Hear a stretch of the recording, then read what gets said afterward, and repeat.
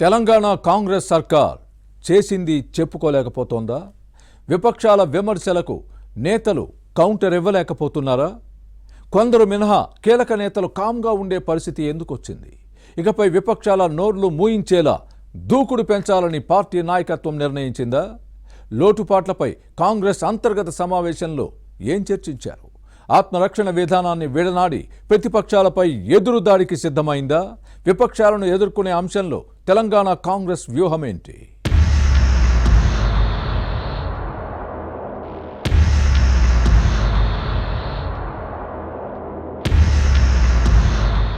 తెలంగాణలో కాంగ్రెస్ అధికారంలోకి వచ్చి 11 నెలలు పూర్తయింది. కానీ ప్రతిపక్షంలో ఉన్నప్పటి దూకుడు ఇప్పుడు లేదు. పవర్లో ఉన్నాం కదా అని ఆరాంగా ఉన్నా పర్వాలేదనే నిర్లిప్త ధోరణి కొందరిలో కనిపిస్తోంది. పవర్లో ఉన్న పార్టీ పవర్ఫుల్గా ఉండాలి. ప్రతిపక్షంలో ఉన్నప్పుడు పులిలా పోరాడి ఇప్పుడు చేవచచ్చి వ్యవహరిస్తోందన్న విమర్శలు ఉన్నాయి. ఈ పరిస్థితి ఇటు ప్రభుత్వంతో పాటు అటు పార్టీకి నష్టం చేస్తోందన్న వాస్తవాన్ని పాలకులతో పాటు కాంగ్రెస్ నేతలు గుర్తించారు.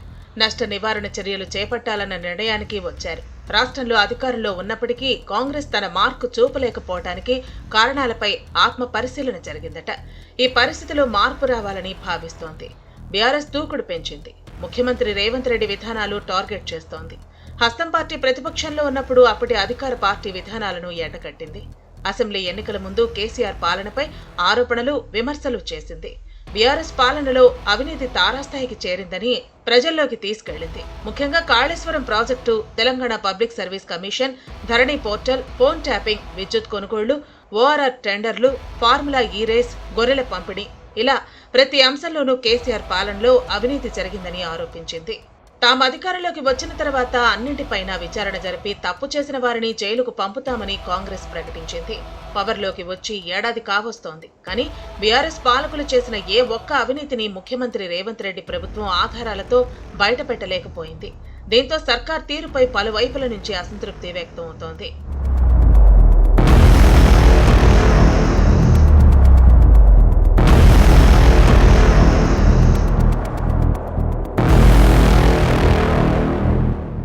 లగచర్ల, ఫార్ములా ఈ రేస్ తదితర అంశాల్లో కేటీఆర్ జైలుకు వెళ్లక తప్పదని కాంగ్రెస్ నేతలు చెప్పుకొచ్చారు.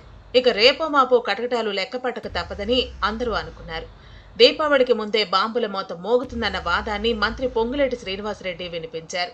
ఇటు కేటీఆర్ సైతం జైలుకు వెడితే యోగా చేస్తూ ఫిట్నెస్ పై దృష్టి పెడతానని ప్రకటించారు. రైతుల కోసం జైలుకు పెడితే దానిని గర్వంగా ఫీల్ అవుతానని బీఆర్ఎస్ వర్కింగ్ ప్రెసిడెంట్ ప్రకటించడంతో ఇక కేటీఆర్ అరెస్టు తప్పదన్న సంకేతాలు కనిపించాయి. కానీ ఈ అంశం కూడా మధ్యలోనే ఆగిపోయింది. గత పాలకుల తప్పులపై ఎలాంటి చర్యలు లేకపోవడం పట్ల కాంగ్రెస్ క్యాడర్లో అసంతృప్తి కనిపిస్తోంది. స్థానిక సంస్థల ఎన్నికలు సమీపిస్తున్నాయి. బీఆర్ఎస్ పాలకుల వైఫల్యాలను ఆధారాలతో బయటపెట్టి బాధ్యులను జైలుకు పంపకపోతే కాంగ్రెస్కు ఇబ్బందులు తప్పవనే వాదనలో ఉన్నాయి.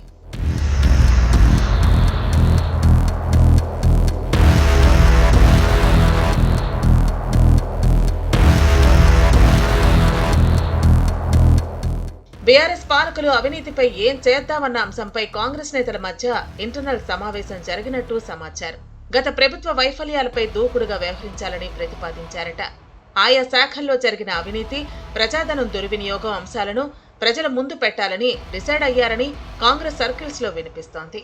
బాధ్యులపై చర్యలు తీసుకుంటేనే ప్రభుత్వంతో పాటు పార్టీ పట్ల విశ్వాసం పెరుగుతుందని అంతర్గత సమావేశంలో చర్చించినట్టు సమాచారం.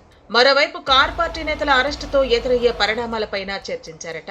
ఇప్పటికే కాంగ్రెస్ ప్రభుత్వం కక్షపూరితంగా వ్యవహరిస్తోందని చేస్తున్న విమర్శల అంశం ప్రస్తావనకు వచ్చింది. అదే జరిగితే బీఆర్ఎస్ నేతలు ప్రజలను మభ్యపెట్టే అవకాశం ఉందని ఎన్ని రోజులు ఓపిక పట్టినట్టు హస్తం పార్టీలో వినిపిస్తోంది. ఇక పార్టీ పరంగానూ దూకుడు పెంచాలని నేతలు నిర్ణయం తీసుకున్నట్టు సమాచారం. ప్రతిపక్షాలు చేస్తున్న విమర్శలపై కాంగ్రెస్ ఆచితూచి వ్యవహరిస్తోంది. ఇది సరైన పద్ధతి కాదనే అభిప్రాయానికి వచ్చారట. సీఎం రేవంత్ రెడ్డితో పాటు మంత్రులు కాంగ్రెస్ అగ్రనేత రాహుల్ గాంధీపై విమర్శలు చేసినా గట్టిగా కౌంటర్ ఇవ్వకపోవటం పార్టీ క్యాడర్ను కొంత నిరాశపరిచిందన్న అంశంపైన చర్చ జరిగింది. డిసెంబర్ 9 తర్వాత కారు పార్టీని కార్నర్ చేసే విధంగా ఫుల్ అటాకింగ్ మోడ్లోకి వెళ్లాలని కాంగ్రెస్ నిర్ణయించిందని సమాచారం.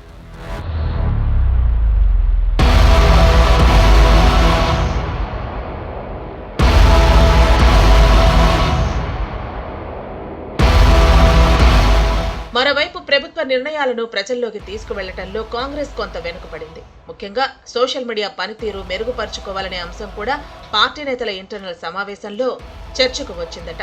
ఆత్మరక్షణ వైఖరిని పక్కన పెట్టి విపక్షాలపై మూకుమ్మడిగా ఎదురుదాడి చేయాలని నిర్ణయించినట్టు సమాచారం. త్వరలోనే పీసీసీ కమిటీలను వేసి ఎప్పటికప్పుడు రాజకీయ శిక్షణ తరగతులు నిర్వహించాలని నిర్ణయించారు. కాంగ్రెస్ సోషల్ మీడియా వింగ్ తో పాటు క్షేత్రస్థాయిలో పార్టీని పటిష్టం చేయడం వంటి అంశాలపై హస్తం పార్టీ అంతర్గత మీటింగ్ లో చర్చించారట. పంచాయతీరాజ్, మున్సిపల్ ఎన్నికలను దృష్టిలో పెట్టుకుని పనిచేయాలని నిర్ణయించినట్టు సమాచారం. ఈ అంశాలను కాంగ్రెస్ నేతలు ఎలా అమలు చేస్తారో చూడాలి.